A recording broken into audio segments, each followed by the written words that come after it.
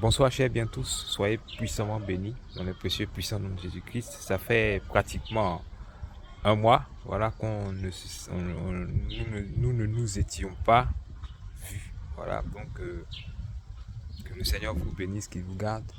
Et là, je viens comme ça pour parler un peu des difficultés qu'on peut vivre. Voilà, si on aime le Christ, si on aime Jésus, on doit être préparé à beaucoup de difficultés parce que le Seigneur est ce pédagogue-là qui utilise toujours des épreuves pour nous faire gravir des échelons.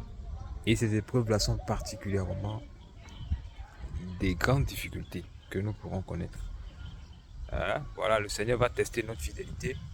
Est-ce que c'est quand tout va bien qu'on va prétendre l'aimer, ou bien c'est quand tout va mal qu'on va affirmer cet amour qu'on a pour Dieu? Voilà, donc Dieu va utiliser beaucoup de moyens nécessaires pour affiner en nous cette confiance-là qu'on a de lui. Donc, arriver à un certain stade, après avoir parcouru vraiment un chemin avec l'Esprit de Dieu, vous allez ressentir que vous êtes comme immunisé par les situations qui vous arrivent. Voilà, c'est comme des situations où vous devez vous énerver, vous ne ressentez pas de colère. C'est comme des situations où vous devez être révolté, vous n'êtes pas révolté.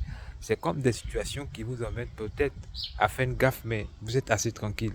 Ça, c'est ce à quoi servent les épreuves que le Seigneur nous fait, je vais dire, nous fait concourir. Donc, c'est un appel.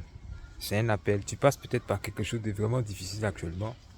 Euh, Tu as l'air de penser que le Seigneur t'a abandonné. Non. Il va t'éprouver jusqu'à ce que tu n'aies plus rien à dire, en fait. C'est ça. C'est ce qu'on appelle l'obéissance, parce que c'est avec Dieu, on obéit. Hein. Et on le remercie quand on est face à un problème, une situation qui nous dépasse.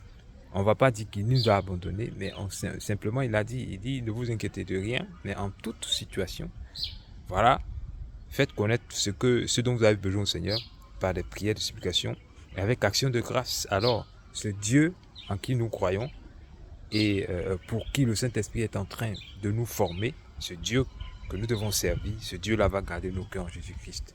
Donc c'est pour interpeller cette personne-là qui est en train de souffrir ce qu'elle souffre. Dieu est en train de préparer ton cœur. Voilà. Il faudrait que tu sois entre ses mains. Il faudrait que l'injure ne te dise plus rien. Il faudrait que les persécutions ne te disent plus rien.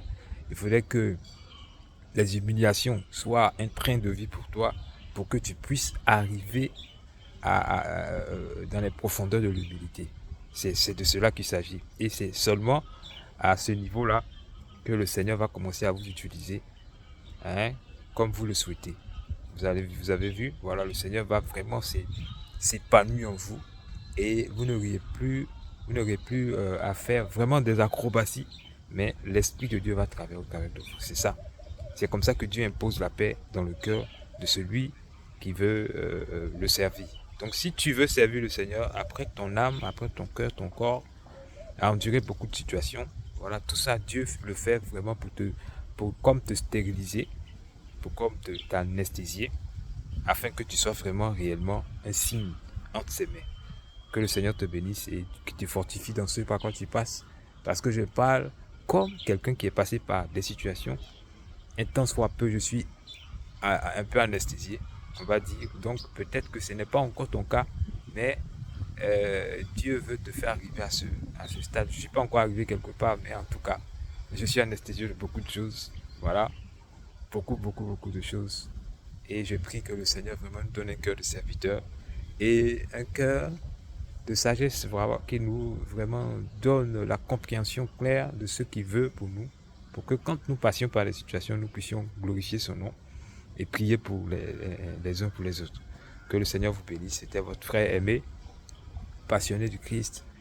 J'aime le Christ comme jamais et je veux le servir pour dire même que, comme le souhait de tout serviteur de Jésus-Christ, on veut le ressembler.